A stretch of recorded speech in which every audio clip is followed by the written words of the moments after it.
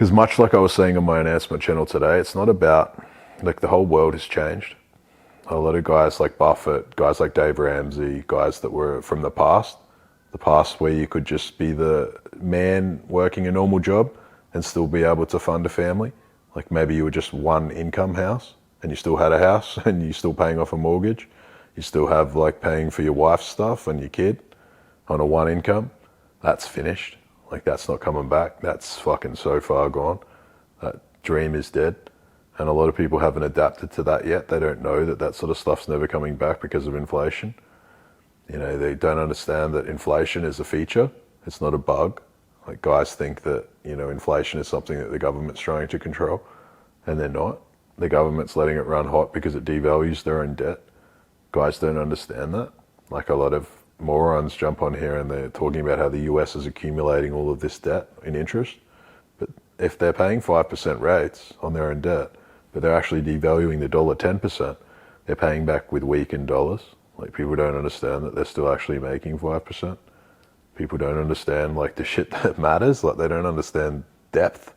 Like they don't, there's no devil's advocate. They just see things completely on the surface. They don't understand that inflation is designed to stick around. It's dollar destruction. They're essentially printing dollars so that they can buy everything. It's like monopoly. They're going to own all of the assets. Like it's pretty obvious. It's not just the government itself that will have it, it's the corporations. And what might happen with this Bitcoin ETF, BlackRock and things like that, will eventually hold a large part of the coins. And they can eventually vote on forks and things like that. And they'll have owned large parts of the infrastructure, and they'll be able to leverage the miners and things like that to do their bidding, because they'll then eventually own large parts of those companies. And then they'll eventually be able to censor transactions, censor countries, things like that. Like that's so inevitable.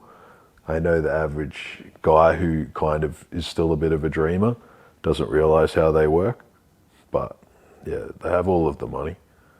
Like everyone works for money. If you control like monopoly, if you're the banker, like everyone's going to do what you want. Like eventually, everyone works for money.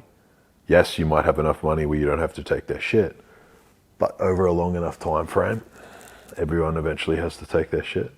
You know, because publicly traded companies, they'll just buy a large part of the stock and get on the board and then leverage the company or fuck the company over.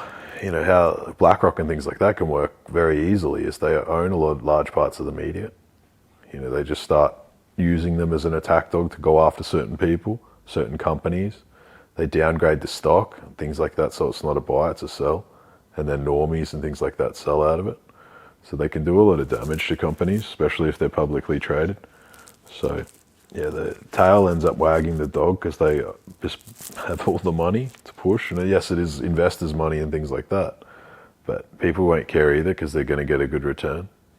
Like that's the way that the game's played. Money controls everything. And guys still think that it's banksters and things like that, like banks itself that are running everything. It's not. It's these funds.